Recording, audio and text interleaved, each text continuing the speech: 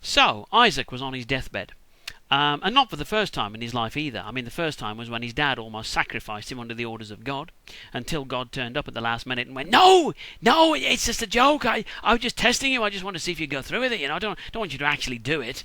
And Abraham's kind of, "What? Joke? Yes, I've heard of them. That was one of them, was it? Yes, it was a joke. Oh, right, good one, God. Oh, you got me there. Wonderful. What do you think about that, Isaac? It was a joke." Better untie you, really, hadn't I? So he unties him.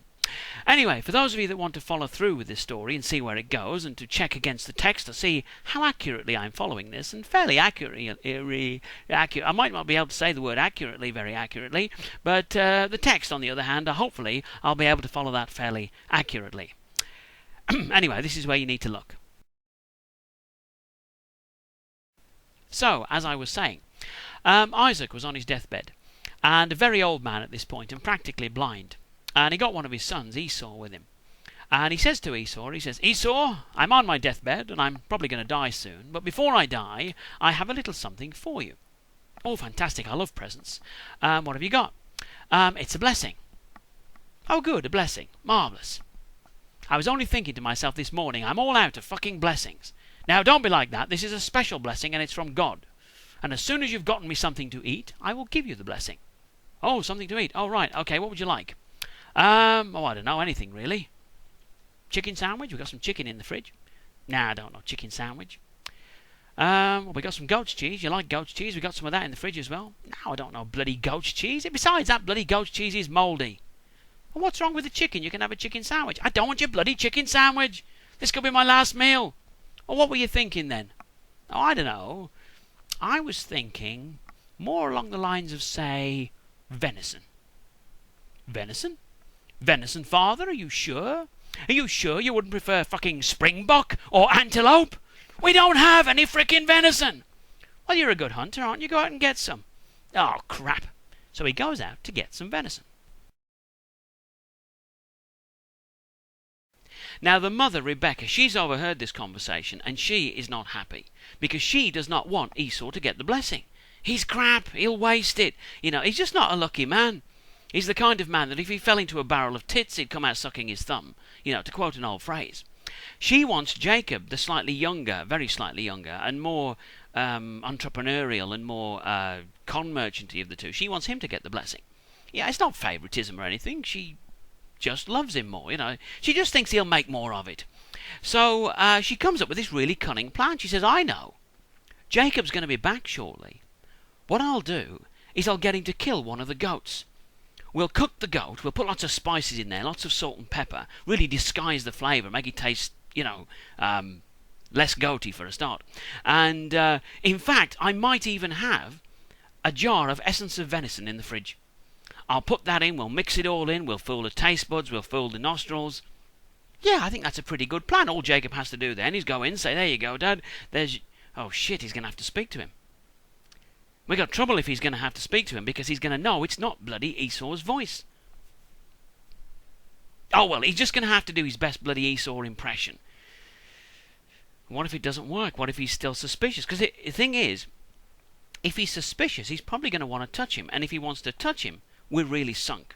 Because Esau is a very hairy man. Whereas Jacob, frankly, there's more bloody hair on that mouldy goat's cheese in the fridge. Oh, crap. I know!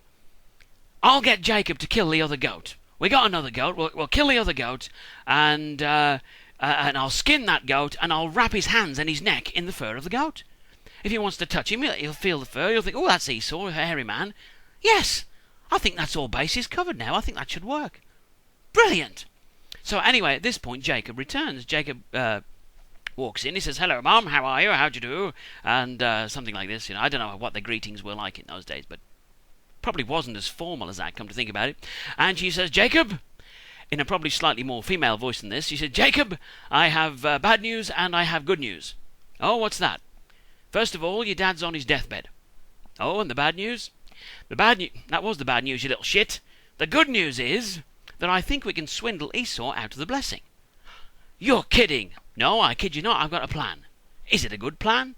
"It's a bloody brilliant plan. It's a really good plan. It's a fantastic plan. Oh, excellent. I'm all up for this. Brilliant. I've already got the birthright. This is brilliant. If I can get the blessing as well.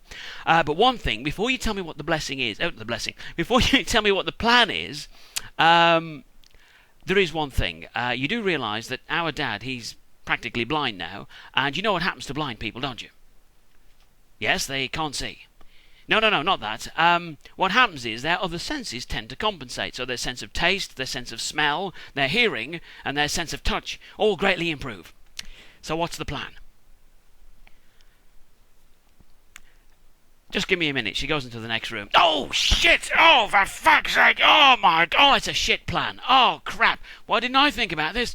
Bloody hell, oh, he's going to think I'm an idiot now. Oh, well, it's the only plan we've got. So she goes in, she tells him the plan. He says, what? That's the fucking plan? Are you sure? Yeah, well, that's what I came up with. Oh, my God. And besides, why do we have to kill 2 bloody goats? Can't you just wrap me in the skin of the first goat? I mean, he's not going to eat the bloody skin, is he? It's only 1 bloody meal as well. Oh, yes, good point, good thinking, yes. Yes, we could do that. Well, except for one thing. What's that? We can't. Why not? Because in the Bible it's going to say 2 goats, so it's going to have to be 2, otherwise we're wrong. Just have to hope that nobody ever notices the inconsistency. Except for this one guy on YouTube in about 4,000 years. But we'll ignore him. But anyway, anyway, they carry out the plan. They go for it, and bugger me, well actually don't bugger me, lo and behold, to use a religious term, it works. They get away with it. Jacob can't believe his luck. It's fantastic. Well done, Mum. Nice knowing you. Brilliant. I'm off now. She says, hang on a minute. You can't get going. Just like that. You got to think about this. Don't forget, if Esau ever finds you now, he will kill you. Oh. Yes, that's a point. Yeah, it's a bit of a ruthless bugger, isn't he? Okay, so what do you suggest? Well, what you're going to have to do, you are going to have to be very, very stealthy. You are going to have to live, work, and hide somewhere where where Esau will never ever find you. Not only that he will never find you, but even if he employed 1,000 men to find you, they would never find you either. So where do you suggest? Tell you what, go and live with your favourite uncle and marry 2 of your cousins. Brilliant! So that's exactly what he does. Off he goes.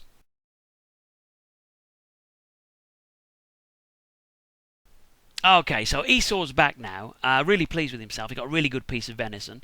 He's in the kitchen, he cooks it all up and takes it through to his dad, and there you go, Dad, feast your nostrils on this little lot, all for you. No, I'm not hungry now, thanks. Yeah, what do you mean you're not hungry? Of course you're bloody hungry. You were hungry when I left. You're going to be hungry now. No, I've already eaten. What do you mean you've already bloody eaten? Of course you haven't eaten. You're delirious. You think you've eaten. It's the illness. It's just playing on your mind. You're imagining things. No, really, I've eaten. If you've had a chicken sandwich, I'm going to fucking kill you, you know. But anyway, so they have a little bit of a chat.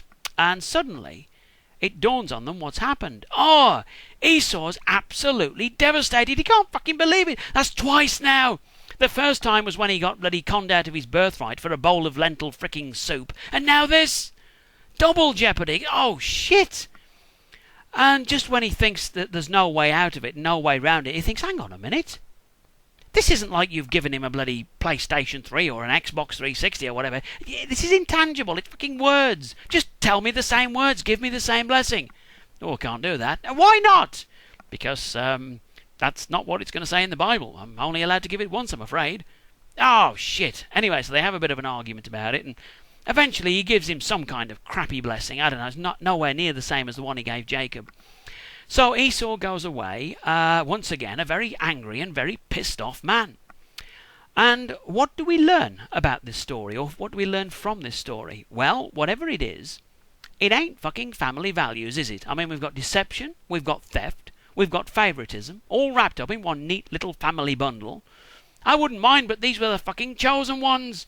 These were the ones chosen by God to carry the torch for the religion. What were the shit like, you know? Does make you wonder.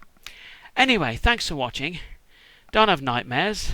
Those of you that are still awake, that is. And I'll see you again soon. Bye.